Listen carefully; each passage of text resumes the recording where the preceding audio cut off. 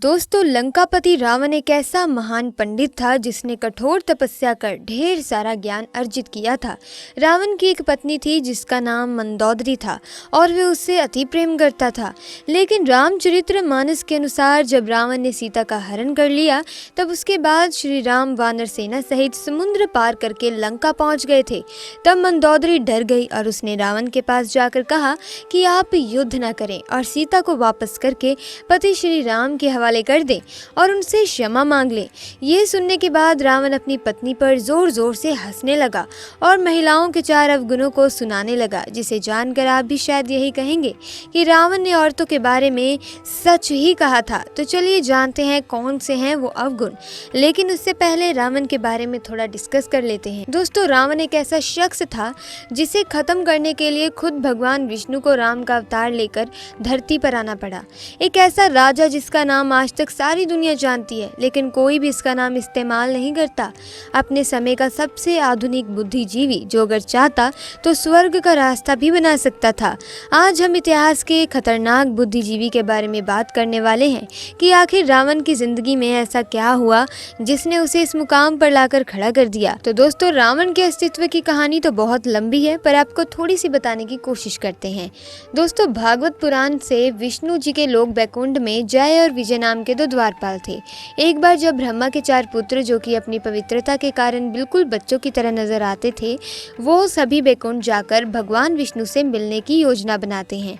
लेकिन जब वो वैकुंठ पहुंचते हैं तो जय और विजय ने उन्हें बच्चा समझकर रास्ते में रोक दिया और कहा कि भगवान विष्णु के विश्राम का समय है, वो किसी और दिन बात करने के लिए आ जाएं, अभी वो मुलाकात नहीं कर सकते। ब्रह्मा के पुत्रों ने जय और विजय से कहा कि भगवान विष्णु तो अपने भक्तों के लिए हमेशा उपलब्ध रहते हैं। इस बात से वो सब बच्चे नाराज हो गए और क्रोध में आकर उन्होंने जय और विजय को श्राप दिया कि उन दोनों को वैकुंठ का त्याग करके धरती लोक में इंसानों की तरह रहना होगा। तभी वहाँ भगवान विष्णु आ जाते हैं और वो दोनों इस श्राप से मुक्ति पाने की मांग करने लगते हैं।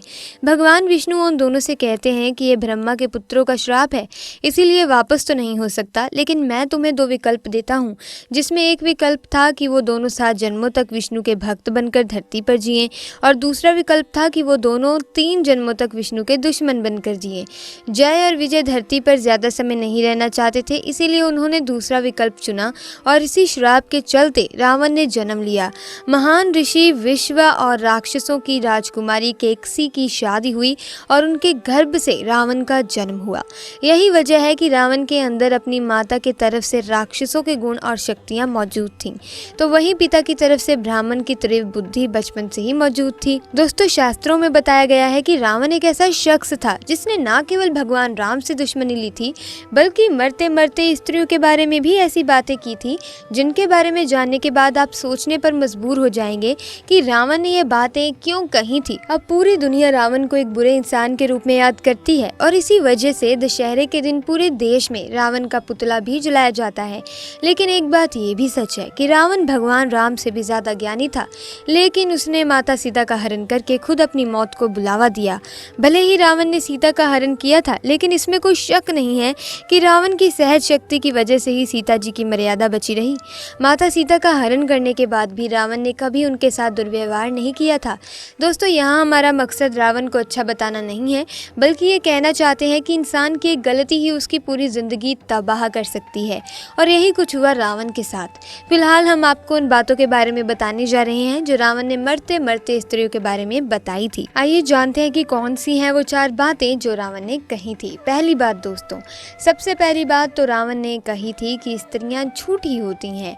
स्त्रियां अक्सर झूठ बोलती हैं क्योंकि वो कोमल हृदय वाली होती हैं, जो कि अक्सर अपनों की बातें छुपाने के लिए झूठ बोल देती हैं और बुराई का कारण बनती हैं। रावण के अनुसार पत्नियों में दूसरा अवगुण देखने को मिलता है कि वे उनकी निरंतर झूठ बोलने की आदत ही है। ऐसा नहीं है कि वे पल पल झूठ बोलती हैं, लेकिन वे बातों को छिपाने के लिए अक्सर झूठ का सहारा लेती हैं। ये सत्य है। पूर्ण रामायण काल में मंदोदरी ने भी रावण से कई झूठ बोले, कई बार उसने रावण से बातें छिपाई। इतना ही नहीं, युद्ध के दौरान मंदोदरी ने दुश्मन का साथ भी दिया। रावण के अनुसार पत्नियां अक्सर झूठ बोलती हैं, खुद भी फंसती हैं और अपने पति को भी दुविधा में डालती हैं, लेकिन सच एक ना एक दिन सामने आ ही जाता है, फिर उन्हें इस बात का भी पछतावा होता है। दूसरी बात दोस्तों, रावण ने दूसरी बात ये कही थी कि एक स्त्री के पेट में कोई बात नहीं पचती। जी हाँ दोस्तों, अगर किसी औरत को कोई गुप्त गुप्त बात पता चल जाए तो वे फौरन उस बात को आग की तरह फैला देती हैं। इसके साथ ही रावण ने यह भी कहा था कि स्त्रियां किसी न किसी की चुगलियां ज़रूर करती हैं, फिर भले ही वो कोई भी क्यों ना हो। अगर स्त्रियों से कोई बात साझा की जाती है तो वो इसे ज़्यादा देर तक छुपा ही नहीं पाती, वे किसी न किसी को इसके बारे में ज़रूर बता देती हैं और इस तरह ये बात सब लोगों को पता चल जाती है। स्त्रियां पीठ के पीछे हर किसी के बारे में चुगलियां भी करती हैं, चाहे वे उनके घर वाले हों या फिर कोई और। दोस्तों, वैसे हमें किसी के बारे में चुगली नहीं करनी चाहिए, इससे हम पाप के भागीदार बनते हैं। तीसरी बात दोस्तों, रावण ने ये कहा था कि स्त्रियां बहुत ही स्वार्थी स्वभाव की होती हैं, यानी वे काफ़ी मतलबी होती हैं। महिलाएं स्वार्थी और ज़िद्दी होती हैं और अपनी ज़िद को पूरा करने के लिए वो कहानियां गढ़ने लगती हैं, मोहमाई मायावी खेल भी खेल जाती हैं। रावण ने पत्नियों के जिस चौथे अवगुण की बात की है वे उनके माया रचने का ही अवगुण है। उसके अनुसार ये स्त्रियों की एक कला है, वे जानती हैं किस समय क्या करना है ताकि परिस्थिति उनके अनुकूल हो। रावण के अनुसार स्त्रियाँ अपने खुद के स्वार्थ को पूरा करने के लिए कई प्रकार की माया रचती हैं। दुनिया उनकी इस माया से बेखबर होती है। अपना काम सिद्ध कराने के लिए महिलाएं क्या क्या करती हैं, इसकी भी चर्चा की है लंकापति रावण ने।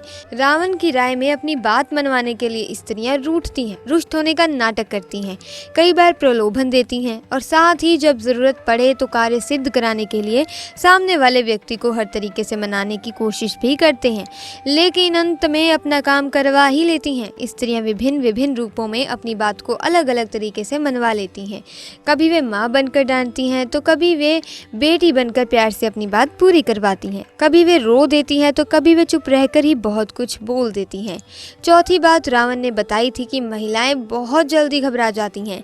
यद्यपि महिलाएं साहसी होती हैं लेकिन विकट परिस्थितियां आते ही वो बहुत जल्दी हथियार डाल देती हैं। दोस्तों, हम आपको 4 अवगुण बताने वाले थे स्त्रियों के, लेकिन रावण जी ने 5वां भी अवगुण बताया है जो कि इस प्रकार था कि स्त्रियां डरपोक होती हैं। स्त्रियां बहुत जल्दी घबरा जाती हैं। परिस्थिति में यदि वे अचानक कोई बदलाव देख लें तो वे डर जाती हैं कि आगे क्या होगा। मंदोदरी ने भी कुछ ऐसा ही बर्ताव किया था जब उसे मालूम हुआ कि श्री राम, जो स्वयं शिव जी के परम भक्त हैं, वे रावण से युद्ध करने के लिए लंका पहुंच गए हैं, तो उसे अपने पति की मृत्यु का भय सताने लगा। इसी डर के कारण उसने अपने पति को युद्ध ना लड़ने की सलाह दी और अपना बल दिखाने से पहले ही हार मान लेने की और क्षमा मांगने के लिए कहा। तो दोस्तों, ये थी कुछ बातें जो लंकापति रावण ने मरने से पहले स्त्रियों के बारे में कही थी। कहीं ना कहीं ये बातें सच भी हैं। भले ही रावण ने पाप किया था, लेकिन ये बात भी सच है कि वे बहुत ही बड़े ज्ञानी थे। उन्होंने सीता माँ की मर्यादा का ध्यान रखा और अपनी बहन के लिए श्री राम तक से लड़ गए। तो दोस्तों, आज की वीडियो में बस इतनी ही जानकारी। मिलेंगे अगली वीडियो में नई जानकारी के साथ। वीडियो अच्छी लगती है तो वीडियो को लाइक और चैनल को सब्सक्राइब कीजिए। आपका बहुत बहुत धन्यवाद।